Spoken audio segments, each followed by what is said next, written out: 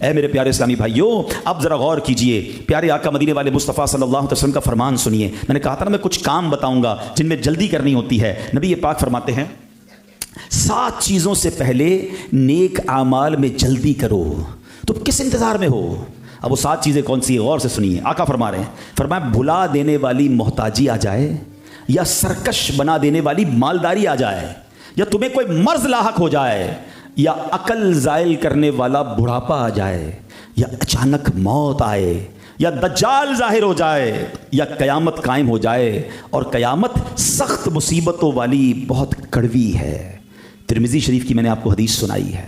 کیا کمال کی بات ہے۔ یہ 7 چیزیں کیسی ہیں؟ غور کریں۔ آدمی کیا کرتا ہے؟ کل کر لوں گا، تھوڑے دنوں بعد کر لوں گا، کبھی تنگ دستی آ جاتی ہے، اچانک پیسے چلے جاتے ہیں، کوئی نقصان ہو جاتا ہے، اب بندہ وہ مال کمانے میں مصروف ہو جاتا ہے، قرضے اتارنے میں مصروف ہو جاتا ہے، اب اسے نیکی کرنے کا ٹائم ہی نہیں ملتا۔ بلکہ بعض اوقات پیسے ہوتے ہیں، لوگ کہتے بھی ہیں اللہ نے بہت دیا، کوئی اللہ کا گھر بنا دو، کوئی نیکی کا کام کر لو، بس تھوڑے اور ہو جائے پھر خرچ کروں گا، اور تھوڑے دنوں بعد وہ سارے ہی چلے جاتے ہیں۔ بندہ کہتا ہے یار جب ہاتھ میں پیسے تھے اس وقت اللہ کی راہ میں خرچ کر دیتا، میرے اگلے ہی اکاؤنٹ میں جمع ہوتے ہیں نا، میں اور آپ اللہ کی راہ میں خرچ کرتے ہیں، وہ کہاں جاتے ہیں؟ ہمارے ہی اکاؤنٹ میں جمع ہو جاتے ہیں جو آخرت میں ملنے ہیں۔ ادھر ہاتھ سے سارے چلے گئے ہیں، سارا زیرو ہو گیا، ادھر بھی جمع نہیں ہوا۔ تو مالداری فقیری سے پہلے، محتاجی سے پہلے کر لو، توبہ، آخرت کی تیاری کر لو، آقا فرما رہے ہیں۔ پھر فرمایا کہ کبھی کبھی مال بہت آ جاتا ہے اور بندہ اس کی دیکھ بھال میں ہی لگ جاتا ہے۔ مال بھی بعض لوگوں کے لیے آزمائش بن جاتا ہے۔ غریب تھے تو ٹھیک تھے، پیسے والے ہوئے تو ٹینشنیں آ گئی ہیں، اغوا کرنے کا ڈر ہے، مال کوئی دبا کے بیٹھا ہے، اس کی ٹینشن میں بیمار ہو گئے۔ تو بعض لوگوں کے لیے ایسی مالداری جو سرکش بنا دے، اللہ اس سے بھی ہمیں محفوظ فرمائے۔